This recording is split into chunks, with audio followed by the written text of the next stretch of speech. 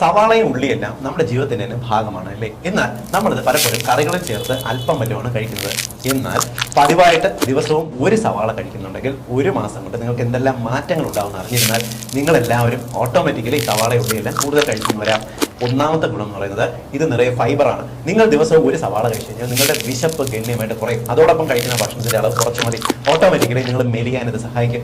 രണ്ടാമത്തത്, ഇതിനകത്തുള്ള ഫൈബേഴ്സിന്റെ ഗുണം കൊണ്ട് തന്നെ നിങ്ങളുടെ കുടലിന്റെ പ്രവർത്തനം മെച്ചപ്പെടും. കുടലിനകത്ത് പലവിധ വിഷ പദാർത്ഥങ്ങളെയും ശരീരത്തിൽ നിന്നും ചൂല് പോലെ അരിച്ച് പുറത്തേക്ക് കളയാൻ ഇത് സഹായിക്കും. മൂന്നാമത്തെ ഗുണം, നിങ്ങൾക്ക് കോൺസ്റ്റിപ്പേഷൻ മലമ്പിടുത്തം മാറാൻ സഹായിക്കും. നിങ്ങൾക്ക് പൈൽസ്, ഫിഷർ പോലുള്ള രോഗങ്ങൾ മാറുന്നതിന് ഇത് സഹായിക്കും.